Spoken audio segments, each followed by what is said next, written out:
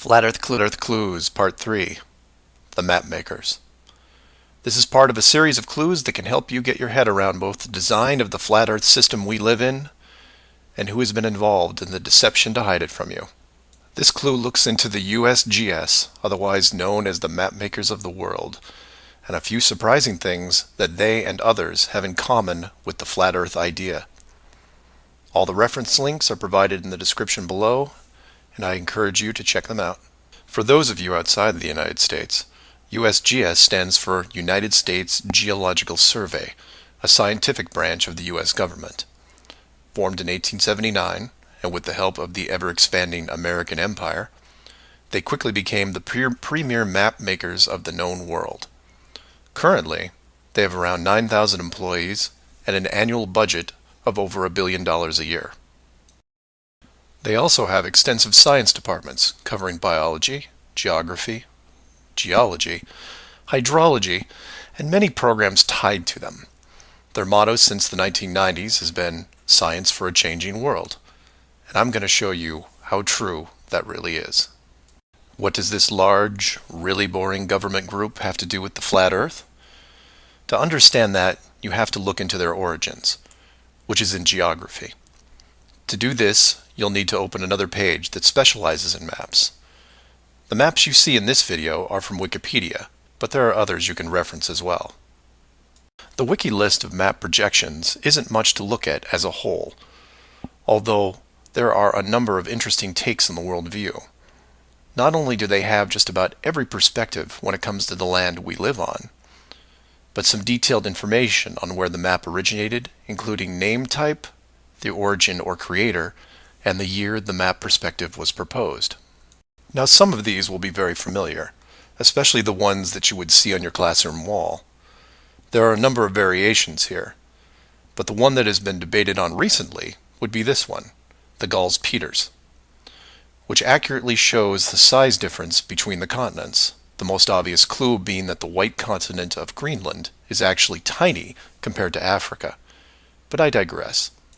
If you keep going down through all the different shapes, you'll get into circular maps, but only one of these is a top-down perspective that shows the continents in the center, surrounded by an unbroken ring of ice. In Wiki, it's called the azimuthal equidistant, and just to make it easier, I'm going to abbreviate and call it AE for short. Why is this map so interesting? Well, if you're looking at the Wiki page, you'll spot a few reasons. The first is that in the notes section of the map, and I quote, "Used by the USGS in the National Atlas of the United States." It also mentions that it is used as the emblem of the United Nations.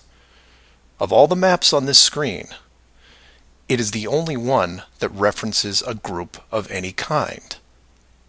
And if you keep this page open and navigate over to the Flat Earth section of Wiki, you'll notice towards the bottom of the page a similar map. I've referenced it here, and you can tell quite easily it's identical, but not referenced or linked as the AE model. To make things even more strange, we go back to the USGS model, and you see that it was first proposed 1,000 years ago, and you may think, well, that's a bad link.